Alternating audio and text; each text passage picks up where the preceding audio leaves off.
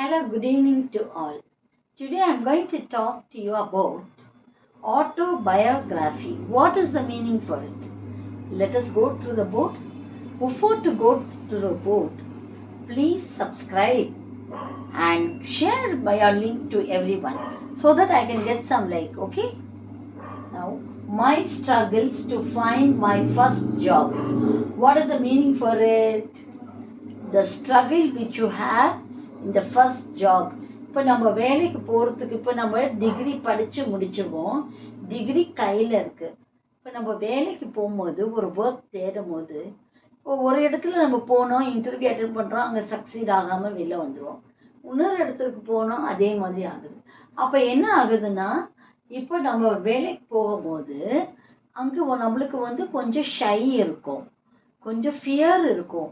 அதே நேரம் என்ன கொஸ்டின்ஸ் கேட்க போகிறாங்க, எப்படி கேட்க போகிறாங்க, கொஞ்சம் டிசிப்ளின்ஸ் எல்லாம் இருக்கணும். அப்போ நம்மளோட ட்ரெஸ் கோடு, நம்ம பிஹேவியர், டிசிப்ளின்ஸ் எல்லாம் மெயின்டைன் பண்ணணும். அட் த பிகினிங் அது வராது, போக போக தான் வரும். ஓகே, அது ஃபஸ்ட்டு.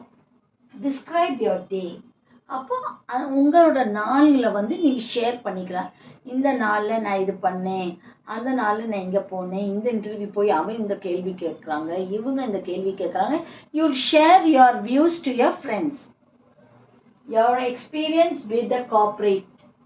கார்ப்பரேட்ன்றது என்னன்னா, சப்போஸ் நீங்கள் வேலை பார்த்துட்டு இருக்கீங்க, அங்கே காம்படிட்டிங் இருக்கும், இது இருக்கும், அது கொஞ்சம் மோட்டிவ் இருக்கும், கொஞ்சம் பிரச்சனை ப்ராப்ளம்ஸ் இருக்குது. அதாவது ஒருத்தவங்க நம்ம நல்லா செஞ்சால் பிடிக்காமல் போய் ஹெட்கிட்ட சொல்லுவாங்க. ஸோ இந்த ப்ராப்ளம்ஸ்லாம் ஃபேஸ் பண்ணுறது தான் கார்ப்பரேட். எப்படி கார்ப்பரேட் பண்ண போகிறீங்க, லன்ச் டைமில் எப்படி சாப்பிட போகிறீங்க, உங்களோட ஃப்ரெண்ட்ஸ் யார், அதெல்லாம் தெரிஞ்சுக்கிறது. ஒரு வேலைக்கு போயிட்டோன்னா உங்களுக்கு கொலைக்கு இருக்கும், அந்த கொலைக்கூட எப்படி நீங்கள் you going to corporate. Your childhood experience. இப்போ நம்ம சைல்ட்ஹுட்டில் சில விஷயங்கள் பண்ணியிருப்போம். இப்போ நம்ம பேரண்ட்ஸ் என்ன சொல்கிறாங்க, what they are saying, when your childhood you are very stubborn, you was not eating, you was very naughty. When you grow up, நம்ம வளர்ந்துட்டு வந்தால் நம்மளோட பிஹேவியர்ஸ் மாறும். So you will compare it. When your childhood what you done, your parents will be still speaking about that. Your school days. இப்போ நம்ம ஸ்கூலில் இருக்கிறது ஒரு பழக்கம், காலேஜுக்கு போகிறது ஒரு பழக்கம், அப்புறம் ஒர்க் ஸ்பாட் போகும்போது மெச்சூர்ட் ஆயிடுவோம். அப்போ ஸ்கூல் டேஸில் என்ன பண்ணினீங்க, நான் மரத்தில் ஏறினேன், நான் சாப்பிடலை, நான் டிஃபன் பாக்ஸ் சாப்பாடை கொண்டு வந்துட்டேன், நான் ரொம்ப சேட்டை பண்ணேன், இதெல்லாம் ஸ்கூல் டேஸில் சொல்லுவாங்க. அப்போ நீ காலேஜுக்கு போனோன்னா கொஞ்சம் மெச்சூர் ஆகணும்னு கொஞ்சம் டீசன்சி வரும், ஃப்ரெண்ட்ஸோட ஷேர் பண்ணணும், எப்படி போகணும், எப்படி பேசணும், you will learn something. Your college days பற்றி சொல்லிட்டேன் நான். Funniest incidents of your life. இப்போ நம்ம லைஃப்பில் மறக்க முடியாத சம்பவம் எதுன்னு கேட்பாங்க. உன்னோட லைஃப்பில் ஃபன்னியஸ்ட் லைஃப்பில் what happen, what is the thing, memories you have. அது ஒரு மெமரி.